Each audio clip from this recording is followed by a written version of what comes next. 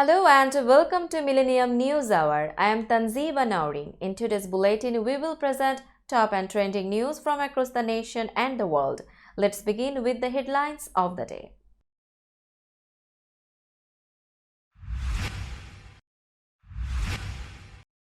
US government details plans for $42 billion investment for internet access.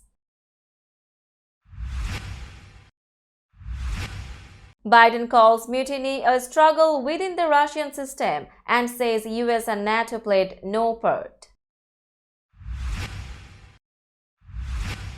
The US government is awarding $1.7 billion to buy electric and low-emission buses.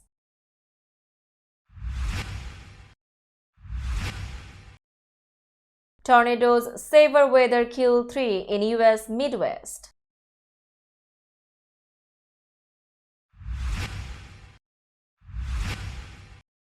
The Titan implosion will be investigated by an international group of agencies.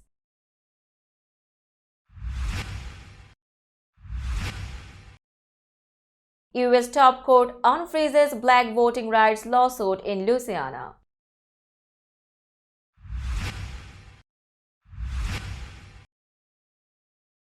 Suspect in LGBTQ nightclub shooting sentenced to life in prison.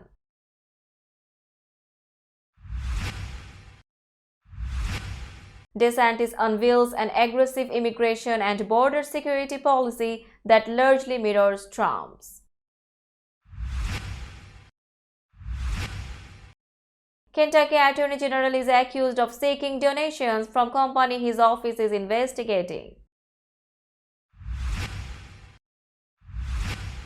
BET Awards show honors Busta Rhymes' hip hop's 50 years and pays tribute to Takeoff and Tina Turner. Honduras adopts El Salvador-style tactics in anti-gang crackdown on prison inmates.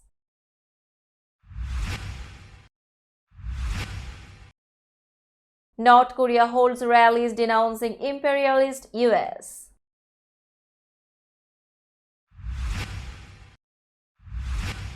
Pakistan Army fires 3 officers for failing to stop Khan supporters from attacking installations.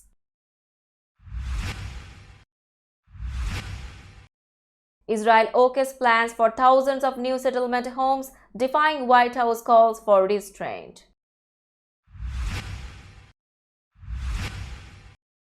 Victor Wembanyama says he won't play for France's national team at this year's World Cup. And Alcaraz replaces Djokovic at number 1 ahead of Wimbledon. Swiatek stays atop the WTA. You were listening to headlines, now news in detail. The White House has unveiled how the government will divvy up $42 billion among the US's 50 states to expand access to high-speed broadband by 2030, as it launched a new publicity campaign for President Joe Biden's economic policies. The $42 billion in federal funding under the Broadband Equity, Access and Deployment Program is based on a newly released Federal Communications Commission coverage map that details gaps in access, the White House said on Monday. Texas and California, the 2 most populous U.S. states, topped the funding list at $3.1 billion and $1.9 billion respectively. But other less populous states like Virginia, Alabama, and Louisiana cracked the top 10 list for funding due to lack of broadband access. It's the biggest investment in high-speed internet ever, because for today's economy to work for everyone, internet access is just as important as electricity or water or other basic services, Biden said in a White House address on Monday. Every state will receive a minimum of $107 million. The move kicks off the second leg of Biden's tour, highlighting how legislation passed by Congress during the first half of his term will affect average Americans as his 2024 re-election bid gears up. Broadband companies such as Verizon, Comcast, Charter Communications, and AT&T have been reluctant to provide access to low-population rural communities because the investments are expensive and the regions do not offer a lot of subscribers. The lack of broadband access drew attention during COVID-19 pandemic shutdowns that forced students into online schooling.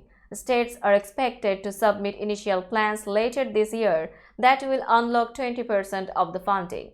Once the plans are finalized, which could take until 2025, the government will release the remaining money. President Joe Biden declared Monday the United States and NATO played no part in the Wagner mercenary group's short-lived insurrection in Russia, calling the uprising and the challenges it poses to President Vladimir Putin's power a struggle within the Russian system. Biden and U.S. allies, including other nations united in support of Ukraine in its response to Russia's invasion, showed clear resolve to be seen as staying out of Putin's many troubles with the mutiny, concerned that he could use accusations of Western involvement in the uprising to rally Russians to his defense. Over the course of a tumultuous weekend in Russia, U.S. diplomats were in contact with their counterparts in Moscow to underscore that the American government regarded the matter as a domestic affair for Russia, with the U.S. only a bystander. An official familiar with those discussions said. The U.S. official who spoke on condition of anonymity said American diplomats also stressed to Moscow that they expected Russia to ensure the safety of the U.S. embassy in Moscow and Americans detained in Russia. Biden said he held a video call with allies over the weekend and they were all determined to give Putin no excuse to blame this on the West. We made clear that we were not involved. We had nothing to do with it, Biden said. This was part of a struggle within the Russian system. Michael McFaul, a former U.S. ambassador to Russia, said that Putin in the past has alleged clandestine U.S. involvement in events, including democratic uprisings in former Soviet countries and democracy protests within Russia, as a way to diminish public support among Russians for those challenges to the Russian system.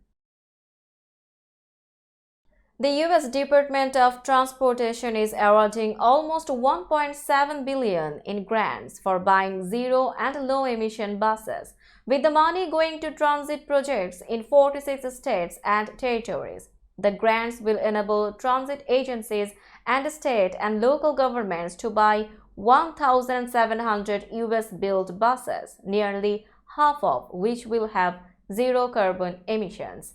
Funding for the grants comes from the 2021 bipartisan infrastructure bill signed into law by President Joe Biden. The Democratic president has made it a priority to put more electric vehicles on the road, especially for schools and public transit, in an effort to contain the damage from climate change. Every day, millions of Americans climb aboard over 60,000 buses to get to work, to school, doctor's appointments, everywhere they need to be, Transportation Secretary Pete Buttigieg said in a call with reporters. These are unprecedented levels of investment when it comes to putting modern, cleaner buses on the road. Monday's announcement covers the second round of grants for buses and supporting infrastructure. All told, the U.S. has invested a total of $3.3 billion in the projects so far. Government officials expect to award roughly $5 billion more over the next 3 years. The Biden administration said that the new buses will improve public health as diesel exhaust will no longer be going into the air and that the new buses will be easier to maintain. The government received 475 project proposals for the grants that totaled roughly $8.7 billion, a sign of the demand for the funding. At least 3 people have been killed after severe storms hit the U.S. states of Indiana and Arkansas, local authorities said, as several tornadoes touched down in some areas. The tornadoes were reported on Sunday afternoon in the southern portion of Indiana, according to the National Weather Service. Images and footage from local media showed fallen trees had blocked roads and damaged homes. A large hailstorm was also reported in Indiana and nearby states, officials said. Emergency officials from Martin County, Indiana confirmed one death. The victim's injured partner was airlifted to hospital. Emergency Management Director Cameron Ove said. The couple lived in a two-story log cabin which was destroyed, authorities said. Further details were not immediately available. In Arkansas, 2 people were also killed after a tree fell on a home in Carlisle amid severe storms on Sunday night, the Lenox County Sheriff's Office told a CBS News affiliate.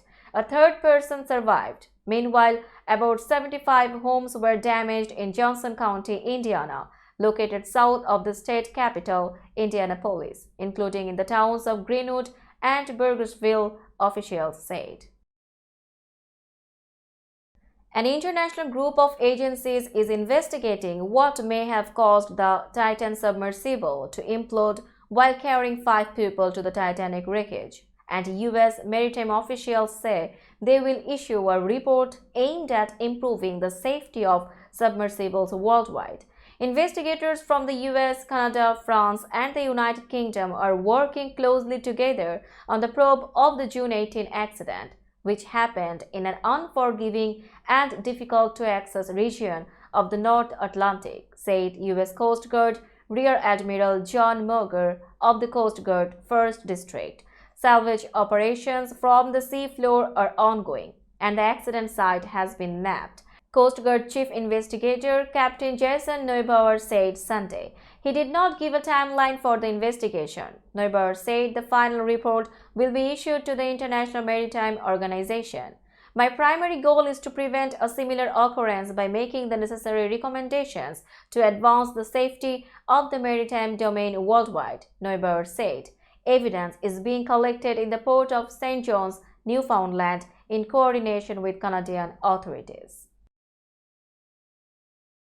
The United States Supreme Court has allowed a voting rights lawsuit in Louisiana to proceed after civil rights groups alleged that voting maps in the southern U.S. state discriminated against black voters. The ruling by the top court on Monday paves the way for Louisiana officials to redraw the state's congressional map to increase black representation and deals a blow to the Republicans who carved up the 6 districts last year. The decision follows an earlier ruling in which the Supreme Court justices sided with black voters in Alabama who similarly claimed discrimination in violation of the Civil Rights-era Voting Rights Act.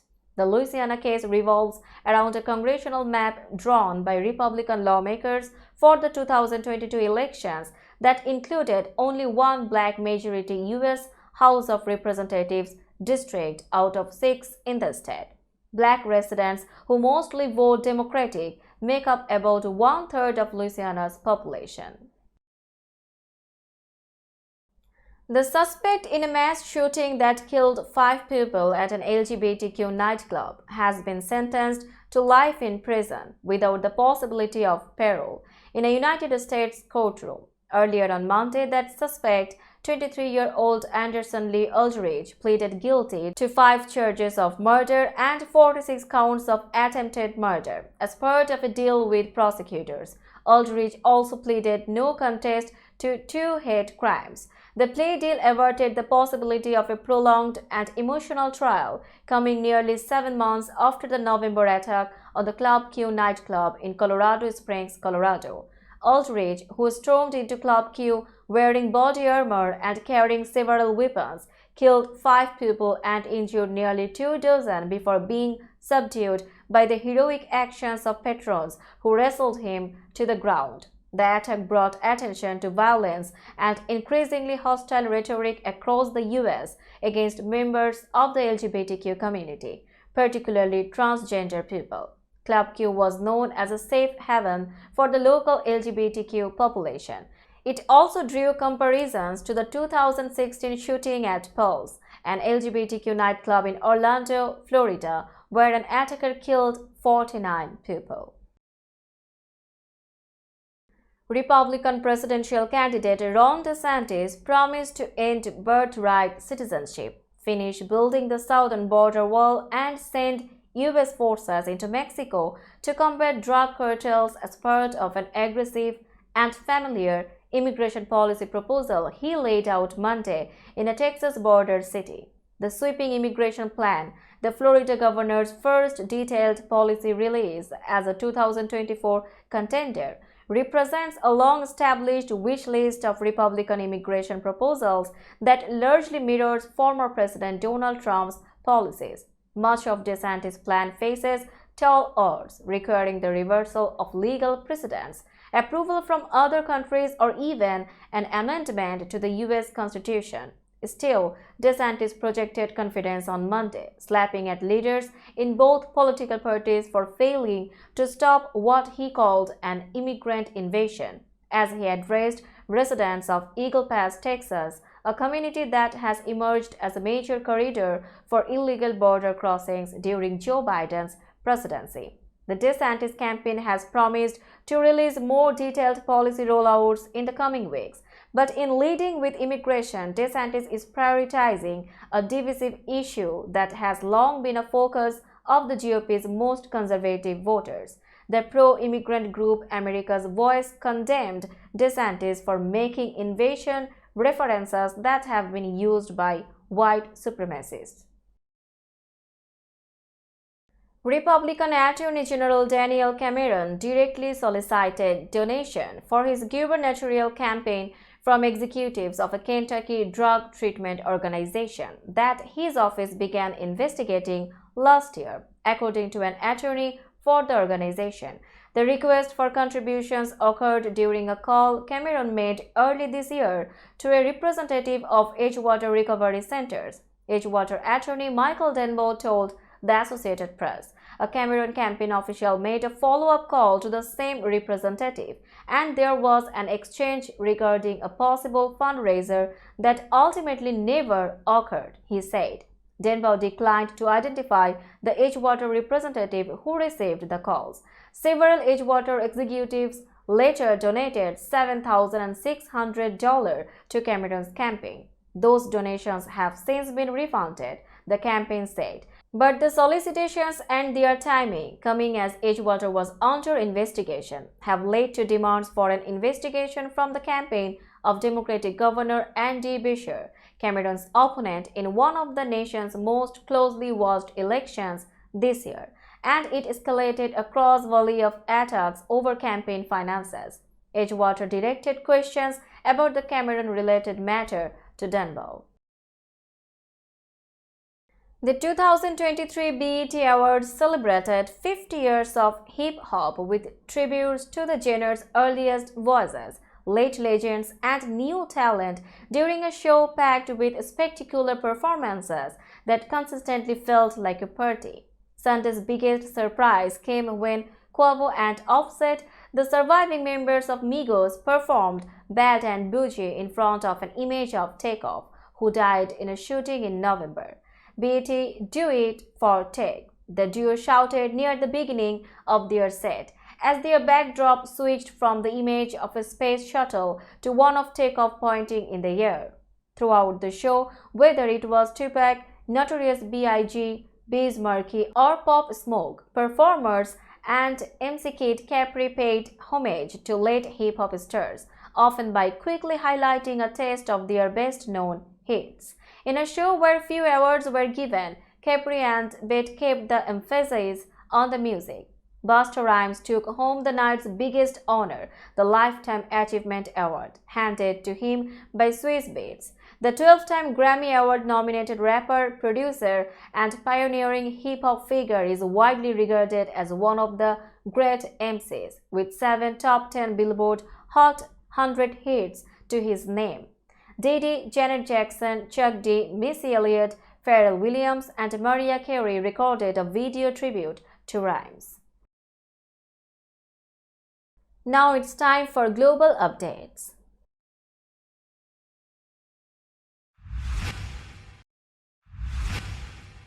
Honduras started an El Salvador-style mass sweep of prisons Monday and arrested a suspect in a pool hall shooting on Saturday that killed 11 people. Police said they were investigating the possibility the pool house shooting could be revenge for last week's gang-related massacre of 46 female inmates, the worst atrocity at a women's prison in recent memory. The Honduran government has vowed to crack down on gang violence and put curfews in place. On Monday, the military police, who have taken charge of the nation's prisons, posted photos of male inmates forced to sit in rows, spread-legged and touching, during a raid to seize contraband in one prison. Such tactics, with inmates clad only in shorts, their heads bowed onto the backs of the men in front of them, were made famous last year by Salvadoran President Nayib Bukele during his crackdown on gangs. Bukele's harsh tactics led to human rights abuses but also proved popular in the Central American country. The military police said they found ammunition, guns, and grenades during the search of a men's prison in Tamara, the same town where the women's prison massacre occurred. The massacre at the women's prison in Tamara, northeast of Honduras capital, outraged the country and sparked the raids, curfews, and crackdown. North Korea has held mass rallies in Pyongyang condemning the imperialism of the United States and promising a war of revenge as the country marked the 73rd anniversary of the outbreak of the Korean War. About 120,000 young people and workers took part in the rallies, which were held across the capital, state news agency KCNA reported on Monday. The secretaries of the ruling Workers' Party of Korea also attended. Photos showed a stadium crowded with people, many of them wearing white shirts. Some were marching and punching the air with their right hands. Others were holding placards reading, "The whole US mainland is within our shooting range," and "The imperialist US is the destroyer of peace." The Korean War began on June 25, 1950, when North Korea invaded South Korea in an attempt to reunite the Korean peninsula under Pyongyang. The invasion led to a 3-year war, pitting Soviet and China-backed northern troops against US-led United Nations forces that killed an estimated 2 million people. Sunday's anniversary of the war, which ended in a truce rather than a peace treaty, follows a flurry of weapons testing by nuclear-armed North Korea, including an attempt to put its first military spy satellite into orbit. That effort ended in failure on May 31, but Pyongyang has promised to make a second launch attempt at an unspecified date. Pakistan's military said Monday that it has fired 3 senior army officers over their failure to prevent violent attacks on public property and military installations by supporters of the country's former prime minister.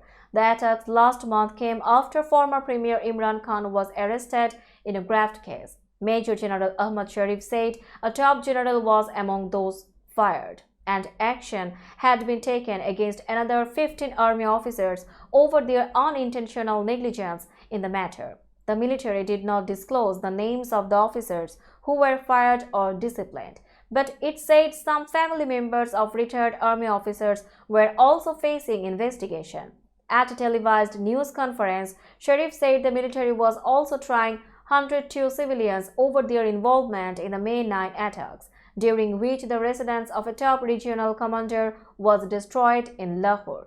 The latest development comes weeks after thousands of demonstrations from Khan's Pakistan Tehreek-e-Insaf party attacked the military's headquarters in the garrison city of Rawalpindi, stormed an airbase in Mian Valley in the eastern Punjab province, and torched a building housing state-run Radio Pakistan in the northwest. Israel's far-right government on Monday approved plans to build over 5,000 new homes in Jewish settlements in the West Bank, Israeli media said, a move that threatened to worsen increasingly strained relations with the United States. The decision defied growing U.S. criticism of Israel's settlement policies. It also raised tensions with the Palestinians at a time of rising violence in the occupied territory. Multiple Israeli media outlets said the Defense Ministry Planning Committee that oversees settlement construction approved some 5,700 new settlement homes. The units are at various stages of planning, and it was not immediately clear when construction could begin. COGAT, the defense body in charge of the planning committee, did not respond to requests for comment. The international community, along with the Palestinians, considers settlement construction illegal or illegitimate and an obstacle to peace.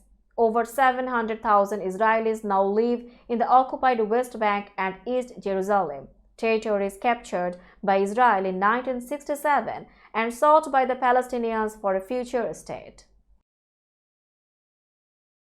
Now it's time for business news.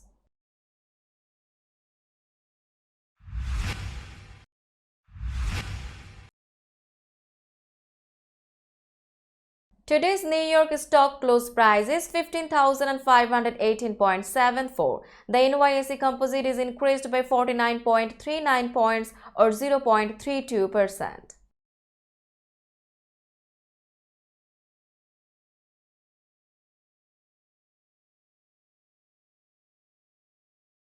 Tokyo stock close price is 32,698.81. The Nikkei 225 index is decreased by 82.73 points or 0.25%.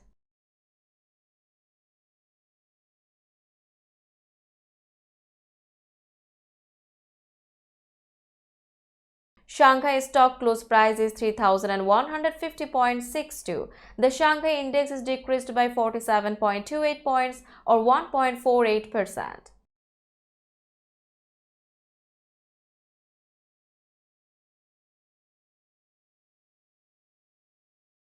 Hong Kong stock close price is 18,794.13. The Hang Seng index is decreased by 95.84 points or 0.51%.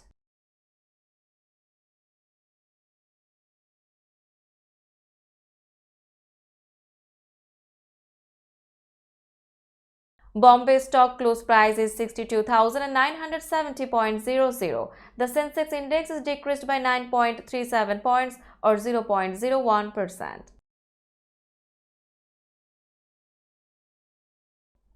Let's have a look on today's sports stories.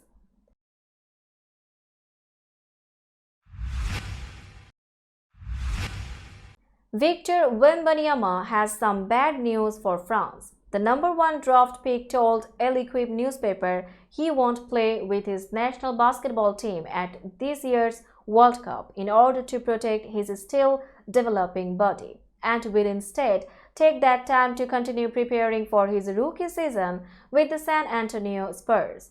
Wembanyama said it was a difficult decision to make, adding that it is irrevocable. I have decided to dedicate this summer to preparing my body for the many events awaiting it in the coming years, he said. This meant skipping the World Cup. It was a difficult decision and one that required the advice of many people. But I sincerely believe it's the best one for the French team and myself. The top pick in this year's NBA draft had previously said he wanted to play in the tournament, which runs from August 25 through September 10 and will have France among the medal favorites. But both he and the Spurs suggested in recent days that his participation was no longer certain. Carlos Alcaraz replaced Novak Djokovic at #1 in the ATP rankings on Monday, meaning the 20-year-old Spaniard is expected to have the top seeding at Wimbledon. Alcaraz, the reigning US Open champion, is coming off the first grass-court title of his career, which he won Sunday by beating Alex de Minaur in the final at Queen's Club in London, and that helped him rise one spot from #2 Djokovic, who picked up his men's record 23rd Grand Slam title at the French Open this month, chose not to play any tune-up tournaments on grass ahead of Wimbledon, and slid down one place. It is the sixth time the #1 ranking has switched in 2023, the most since it happened 7 times in 2018. Play begins at Wimbledon on July 3. The All England club will announce the men's and women's seeds Wednesday and is expected to simply follow the ATP and WTA rankings for those 32 berths in each 128-player singles draw. That would put Alcaraz and the leading Oman Iga Swiatek in the top line of each bracket. Let's have a look on today's weather forecast.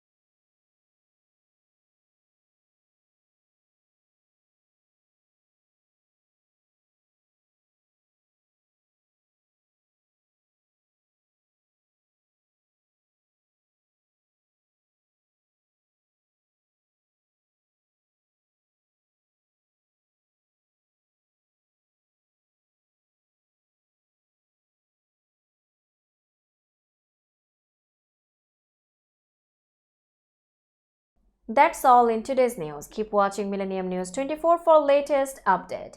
Millennium TV US and Millennium News 24 network is transmitted and available to be watched free for all at TVs such as Sony, Samsung, LG, Roku TV, Amazon TV and Apple TV. And also in all European countries and Australia available with Sky Network, Worldwide Jago TV, Radiant IPTV, Worldwide Jago BD Network and Horizon Satellite globally. Stay connected with us for all types of informative and entertainment program. Thank you.